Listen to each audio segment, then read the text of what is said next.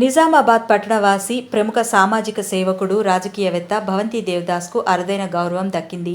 Asia international cultural research university వారు శనివారం తమిళనాడులోని హోసూర్లో పొలిటికల్ అండ్ సోషల్ సర్వీస్కు సంబంధించి దేవదాస్ చేసిన సేవలకు గాను Asia international culture academy board advisor master Babu vision, Tamil Nadu మాజీ MLA doctor Manokaran, AP retired judge doctor Haridas, oncology therapist doctor Shivappa KP చేతుల మీదుగా గౌరవ డాక్టరేట్ను ప్రదానం చేశారు.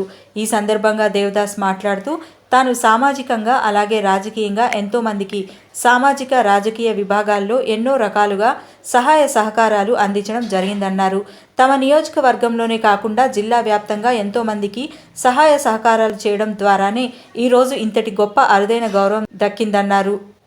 అంతేకాకుండా ఎంతోమంది నిరుపేదలకు, నిరాశ్రయులకు అనేక రకాలుగా అండగా ఉంటూ సామాజిక సేవా కార్యక్రమాలు చేయడం వల్లనే ఈరోజు ఈ అరుదైన గౌరవం రావడానికి కారణం అయిందన్నారు.